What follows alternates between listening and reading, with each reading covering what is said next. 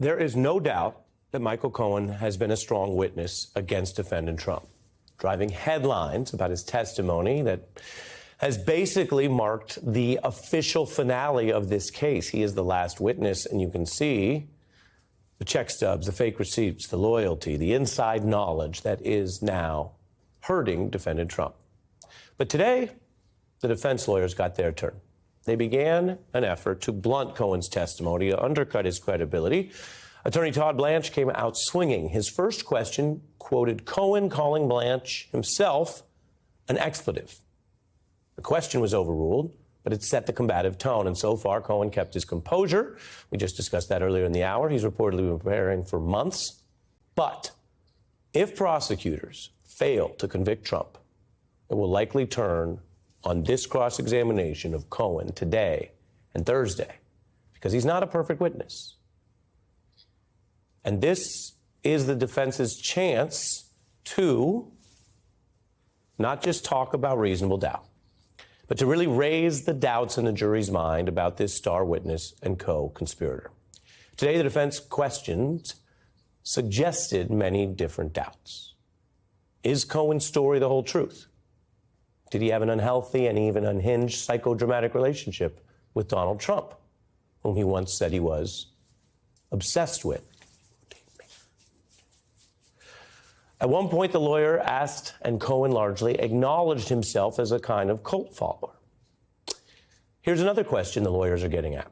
Is Michael Cohen so bitter, even understandably bitter, that his claims have become unreliable? Can he be trusted, the lawyers asked this afternoon, if Cohen admits publicly that his goal is to see Trump convicted in this case? And when he was asked about that, this was just within the last few hours, this is brand new, he said, sure, yeah, that's what I want to see happen. I want the conviction. Here's another question. Does Cohen still lie to investigators because he's done that before? And since he's making money off the Trump relationship and this very trial, can his testimony be trusted? And then one of the more damaging lines of questioning today, why should the jury trust Michael Cohen's fidelity to this trial and its rules and a fair process if he wouldn't even honor basic requests from prosecutors to stop doing the TV and the TikToks and the social media where he would attack Trump even up through and during this very trial? Now, as journalists, we welcome all these people. We interview them. You may have noticed we do that. But legally, I have to tell you, that is a fair question. And the judge has even rebuked Cohen through his lawyers for all of the public statements.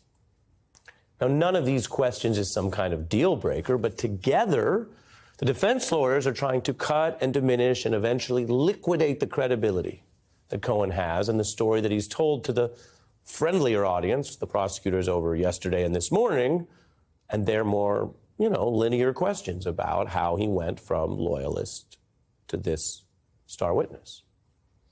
Now, remember, the jury's not made of highly informed news and politics junkies.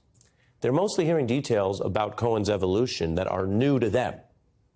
And the defense harped on Cohen's shift as if it were fundamentally suspicious. They suggested through the questioning today, and we'll see what they do Thursday, that he is a person who will maybe say anything to anybody, depending on his own personal interest that day, and that the government can't possibly hang a case beyond a reasonable doubt on a witness like this to prove a defendant's intent about schemes that Cohen helped pull off. I know Mr. Trump. I've stood by him shoulder to shoulder for the past decade. Donald cares for no one or anything other than himself. I'm obviously very loyal and very dedicated to Mr. Trump. I am going to jail. I think he's going to be a great president because of my decision to help Mr. Trump hide that payment. That's a back and forth that we've all followed, but for this jury, a lot of the details are pretty new. It might jog a memory here or there, but a lot of it's like, whoa. And so they're hearing two competing versions of the same story. And one is, of course, this guy shifted. Who wouldn't? Look what he went through and then went to prison. And now he has every reason to tell the truth.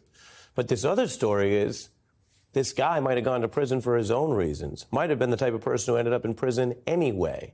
And look how he's acting, not then and not after the break and not leading up to the trial. Look how he's acting in the last few weeks.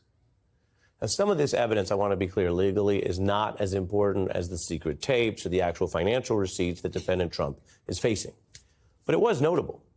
And inside the courtroom today, I definitely saw jurors who were watching closely, as many of them saw, possibly for the first time, how Cohen's podcast arm, he has this thing, the Mea Culpa podcast, sells this T-shirt you see on the screen. And I want to be clear.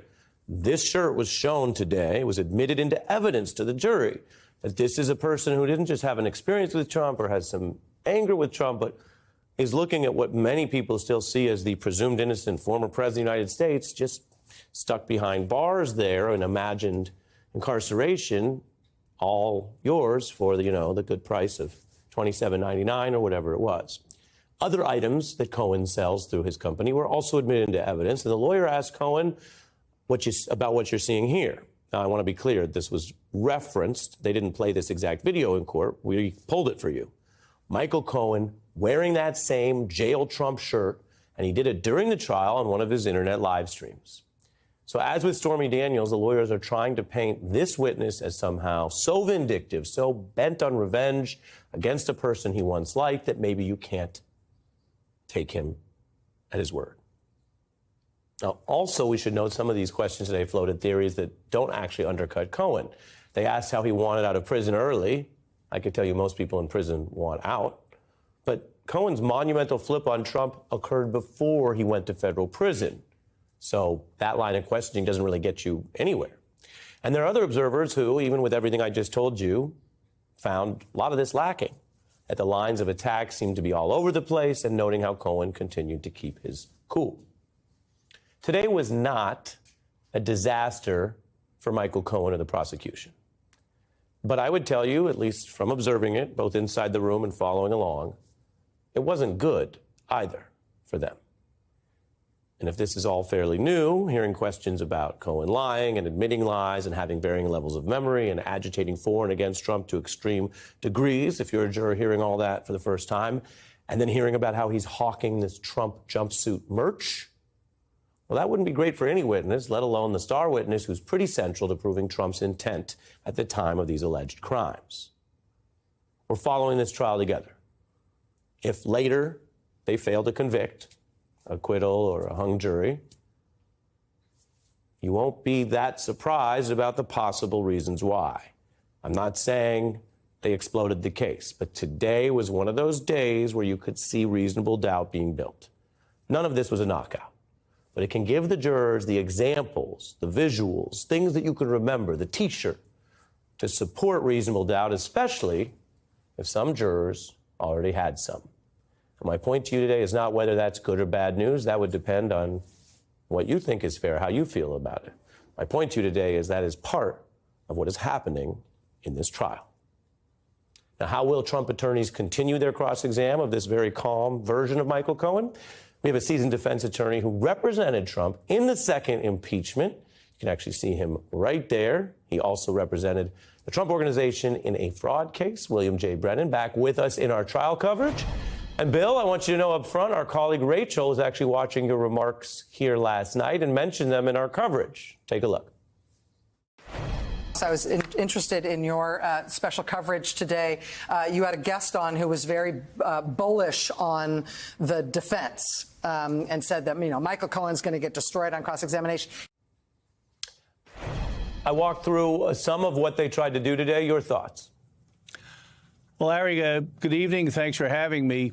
It's really complicated because when I listened to your last panel, Lanny Davis is a well-respected, seasoned member of the bar that I have affection and respect for.